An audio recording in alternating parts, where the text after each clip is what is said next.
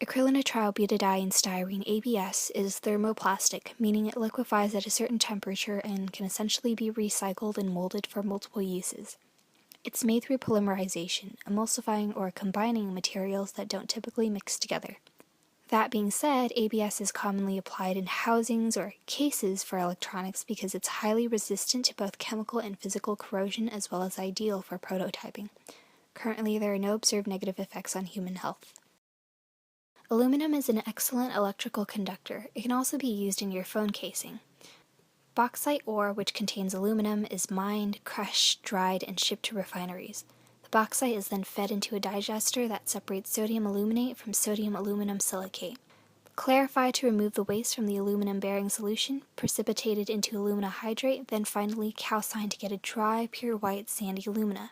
During the process of mining, topsoil and overburden must be removed by bulldozers and scrapers through strip mining to get to the bauxite. This can potentially lead to irresponsible management if the mine site is not revegetated, leaving the environment of the region devastated and barren.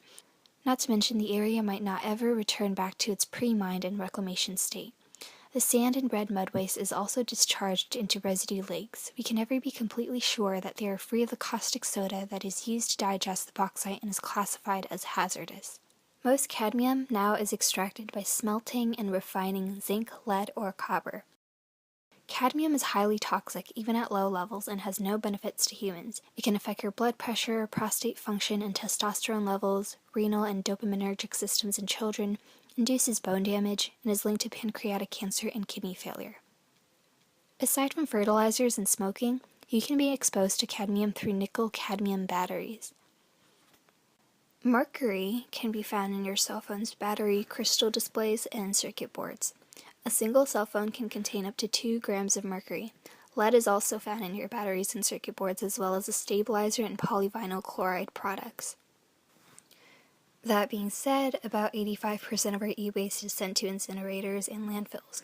The problem with waste incineration is that it's highly improbable for them to maintain a consistent combustion rate at such high temperatures that byproducts such as lead, mercury, and other toxic chemicals are emitted from the smokestacks into the air, which can cause brain damage, birth defects, lung, stomach, and bladder cancer, kidney damage, muscle weakness, vomiting, miscarriage, tremors, hallucinations, psychosis, chest pains, skin allergies, and so forth. Also, while the volume of the waste is reduced, the ash remaining must still be transported to landfills. The waste that goes into our landfills a lot of the times aren't selectively categorized and refined, so the landfills themselves operate under minimal regulation. This means that no one landfill is safer to live nearby than another. Post-closure periods, meaning after the landfills have been filled all the way up and is closed from further dumping, usually entail former landfill facilities to turn into fields, playgrounds, and parking lots.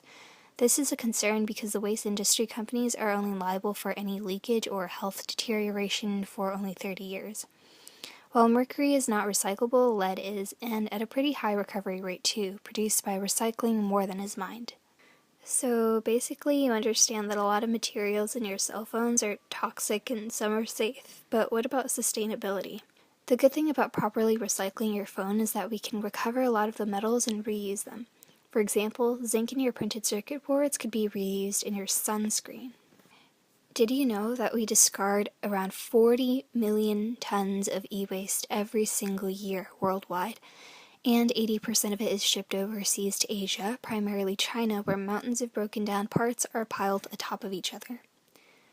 Illegal dumping of e-waste no longer in working order are disguised as malfunctional used parts transported for refurbishment in another country, but really have contributed to wastelands like Guayu, China. Peasant workers here make $8 a month trading off their health for meager income. As they are burnt with acid, their waters are polluted, their blood is concentrated with lead, and their bodies filled with toxic flame retardants. So, if you are going to recycle your phone, do it with a reputable company.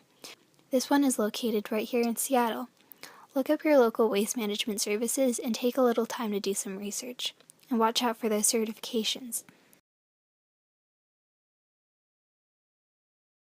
When you do this, you support good business practices like fair pay, a zero-waste environment, and no child or prison labor. But better yet, reduce your consumption habits by purchasing less electronic products and keep using the ones that you have instead of being enticed by the bigger, better, stronger competitors. Plus, your wallet will be a lot happier.